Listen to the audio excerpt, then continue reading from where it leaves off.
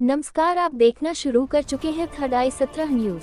मैं आपकी होस्ट पूजा शर्मा। आइए देखते हैं, प्रमोद दुबे परिवार के साथ नहीं कर पाएंगे मतदान, जनता से की अपील। थर्ड आई 17 न्यूज के साथ चर्चा में क्या कहा, आइए आपको बताते हैं। सवालों का दिया जवाब, रखी अपनी बात और साधा निशाना। नगरीय निकाय चुनाव के लिए 11 फरवरी को सुबह 8 बजे से मतदान होगा।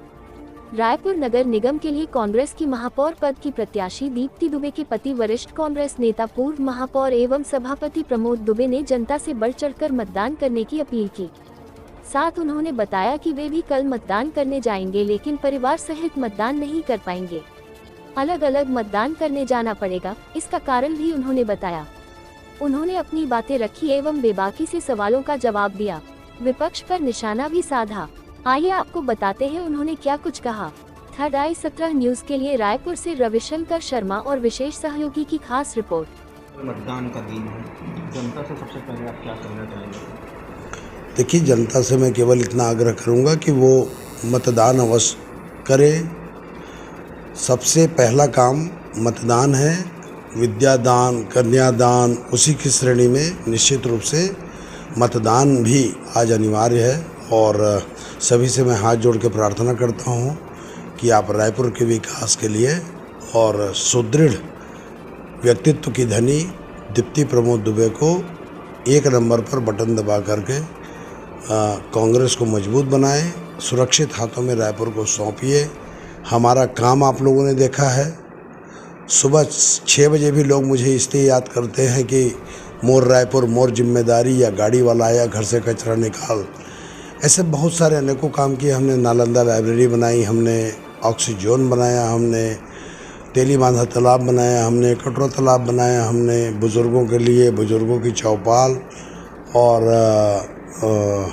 आत्मानंद स्कूल हमने बनाया। तो ये सारी वो चीज़ें हैं जिसको जनता ने अपनी आंखों से देखा और उसी का प्रतिसाद आज मिल रहा है। भारतीय जनता पार्टी तो शराब बांटकर, जिसके 1 करोड़ रुपए के रोज शराब पकड़ा रहे हैं, अभी भी चंगोरा भाटा में पूर्व मंत्री जी घूम रहे हैं बाजा बजाते हुए। ये छत्तीसगढ़ में कभी ऐसी परंपरा नहीं रही। दीप्ति दुबे जी के बैनर पोस्टर फाड़े जा रहे हैं, बिलो द बेल्ट वार किया जा रहा है।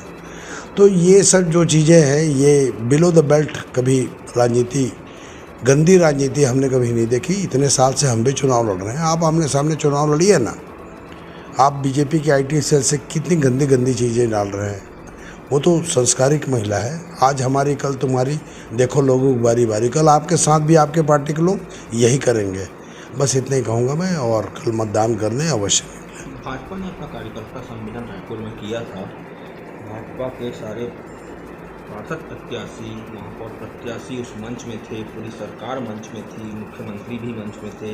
डिप्टी सीएम और नगरीय निकाय मंत्री अरुण साव जी ने उस मंच से एक बात उस दिन कही थी कि उन्हें भी मन में टीस है कि अभी तक राजधानी में बीजेपी का महापौर नहीं आ पाया है। उन्होंने एक संकल्प लिया था कि इस बार हमारा पूरा प्रयास रहेगा, या जब तक बीजेपी का महापौर नहीं बनता तब तक हम शांत नहीं रहेंगे। तो क्या इस बार क्या हो रहा है? क्या वो उनकी टीस जो है वो रह जाएगी जब वापस नहीं, से देखिए, वो दोहराएगी? अब अरुण साहब जी को रायपुर के बारे में बहुत ज़्यादा मालूम नहीं है। उनके विज्ञापन हम लोगों ने देखे अखबार में, किसी भी विधायक का फोटो नहीं था। आप फ्रंट पेज में देख लीजिए। क्या चारों विधायक इतने निकम्मे हो गए हैं कि उनको फोटो भी नहीं लगाना उचित समझ रहे हैं? आंतरिक कलह से भारतीय जनता पार्टी जूझ रही है। योग्य लोगों के टिकट उन्होंने काट दी। तुषार चोपड़ा जी की बात करें, राम जी है, वो शंकर नगर से पहले पार्षद थे, 2 बार उसको अवार्ड मिला। अमर बंसल जैसे लोग को टिकट काट दिए। तो कार्यकर्ता तो उनसे बहुत नाराज़ है। वहाँ पराक्रमी लोगों की अब जगह नहीं है। परिक्रमा वाले जो लोग हैं ना, वो लोग घूम करके भारतीय जनता पार्टी में जो लोग मेहनत करते हैं उनको अवसाद नहीं मिलता, उनको अवसाद मिलता है। तो अभी इस चुनाव में आपको देखने को मिलेगा अरुण साव जी रायपुर के।